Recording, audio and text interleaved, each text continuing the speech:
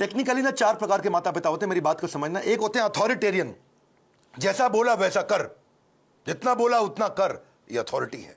एक होता है डेमोक्रेटिक, मिल बांट करके बात करते हैं, बच्चों की सुनते हैं।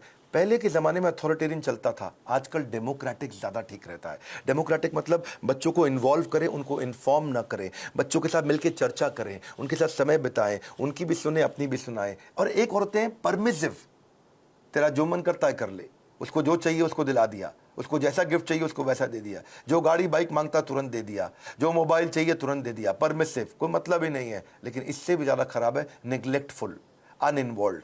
वो क्या है, बच्चा क्या कर रहा है, किससे दोस्ती कर रहा है, किसके साथ उठता बैठता है, कोई जानकारी नहीं है, कंप्लीटली नेग्लेक्ट कर रहे हैं। आप कौन है? अथॉरिटेरियन है, जितना बोला उतना कर। डेमोक्रेटिक है, मिल बांट के रिश्ता बनाते हैं। परमिसिव है, जो करना है कर। नेग्लेक्टफुल, पता ही नहीं है कि क्या कर रहा है वो। तो 4 में से सबसे अच्छा है डेमोक्रेटिक पेरेंट होना, बिकॉज आप नहीं तो बच्चा बर्बाद हो जाता है, वो झूठ बोलना शुरू कर देता है। और अगर वो ज्यादा झूठ बोल रहा है, इसका मतलब आपने बहुत रिएक्ट किया था उसकी पुरानी गलतियों के ऊपर, और फिर वो सीक्रेटिव हो जाता है और अपनी बातें नहीं बताता। मैदान में हारा हुआ इंसान तो जीत सकता है, लेकिन मन से हारा हुआ इंसान कभी नहीं जीत सकता। तो मन से ना हारे बच्चा। अब सुनिए पेरेंटिंग के असली टिप्स। पहला टिप, इनकरेज करिए अपने बच्चे को, वो बचपन से इनोवेटिव थॉट प्रोसेस बिल्ड करें।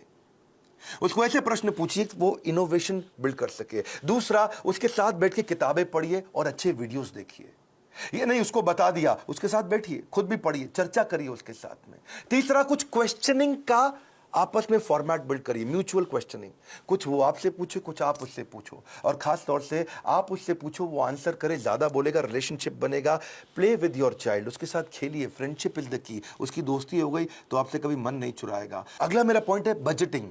बच्चे को बजटिंग सिखाओ, उससे उसके इमोशनल रिक्वायरमेंट कम होगी, इंटेलेक्चुअल कैपेबिलिटी बढ़ेगी।